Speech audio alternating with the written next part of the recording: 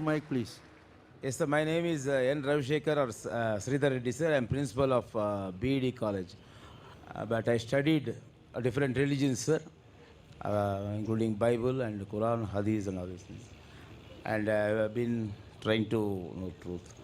And I learned namaz and I was doing. Sir, in one of the Hadiths, Prophet Muhammad sallallahu alaihi wasallam, he asks a Syrian not to divulge his faith and say La ilaha illallah.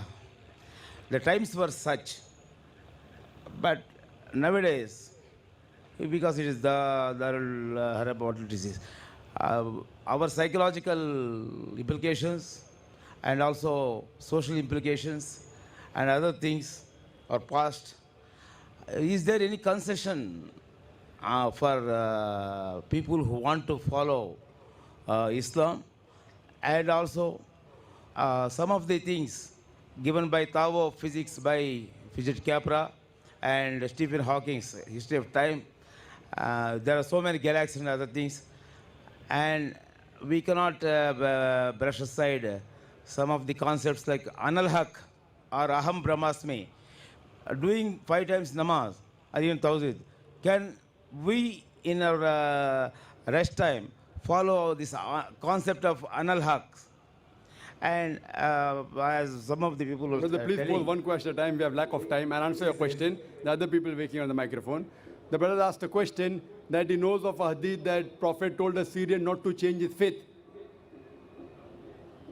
Not to? Not to say La ilaha illallah aloud in the bazaar. He was beaten. The brother has said that Prophet Muhammad said, don't say La ilaha illallah loudly in the bazaar. He was beaten. I don't know which hadith you are quoting in context.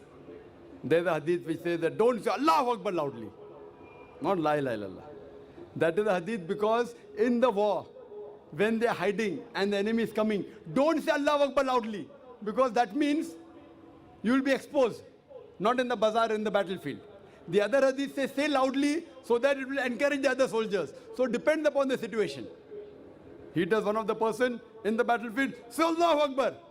It gives the jazbah, the passion, the love. But certain times when you're hiding, if you say loudly, then you'll be exposed. So depending upon different situations, different things are there.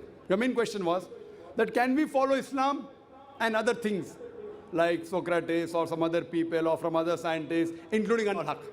As far as following anything else with Islam, if it doesn't go against the Quran and the Sahih Hadith, no problem.